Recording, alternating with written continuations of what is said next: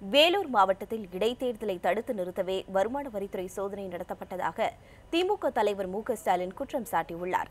ஈரோட்டில் மதிமுக வேட்பாளர் கணேசமூர்த்தியை ஆதரித்து நடைபெற்ற பிரச்சார பொதுக்கூட்டத்தில் பேசிய ஸ்டாலின், தேர்தலுக்காக வந்து செல்பவர்கள் தாங்கள் அல்ல என்றும், ஆட்சியில் இருந்தாலும் இல்லாவிட்டாலும் மக்களோடு இருப்பவர்கள் எனவும் கூறினார்.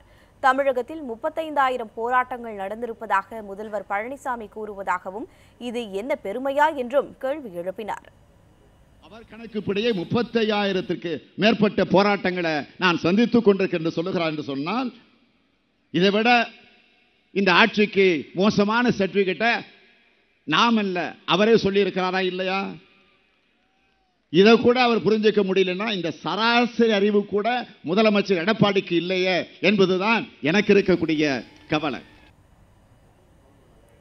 இடைத்தேர்தல் நடைபெறும் 18 தொகுதிகளில் திமுக வெற்றி பெற்றால் ஆட்சிக்கு ஆபத்து வந்துவிடும் என்பதற்காக அதிமுகவினர் சதி செய்கின்றனர் என குற்றம் சாட்டிய ஸ்டாலின், வேலூர் மாவட்டத்தின் 2 சட்டமன்ற தொகுதிகளில் இடைத்தேர்தலை நடத்த முயற்சிகள் நடப்பதாக புகார் தெரிவித்தார்.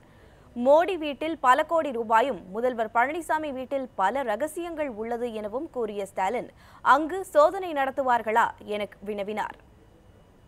திமுக தலைவருங்கிறத கூட மறந்துருங்க, எதிர்க்கட்சி தலைவர் நான் சொல்றேன், மோடி வீட்டில் கோடி கோடியா பணம் இருக்கு, சோதனையிட போகிறீங்களா? நான் கேட்கிறேன். எடப்பாடி முதலமைச்சர் வீட்டில் பல ரகசியங்கள் இருக்கு, நான் புகார் தரேன், போயிடுவீங்களா? ஆக வேண்டும் என்று திட்டமிட்டு நடக்கிற சதி இது. வெளிநாடு வாழ் பிரதமராக உள்ள மோடியை வீட்டிற்கு அனுப்ப வேண்டும் என கேட்டுக்கொண்ட ஸ்டாலின், மத்தியில் ஆட்சி மாறிவிட்டால் தமிழக அரசை மோடியா காப்பாற்றுவார் என்றும் கேள்வி எழுப்பினார்.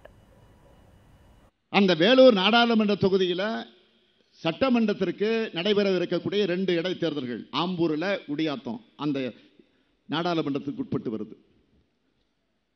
ஆக எப்படியாவது வேலூர் நாடாளுமன்ற தொகுதியுடைய தேர்தலை திட்டமிட்டு நிறுத்திட்டு அதன் மூலமாக அந்த 2 தொகுதியில் இடைத்தேர்தலை நிறுத்திட்டா திமுக முழுசா வெற்றி பெற்றா கூட இந்த ஆட்சி கவிழாது அப்படின்னு ஒரு கணக்கு. நாடாளுமன்றத்தில் 40 வந்துட்டா மோடியா இருக்க போறாரு. இதுவரைக்கும் மோடி காப்பாத்திக்கிட்டு இருந்தார்.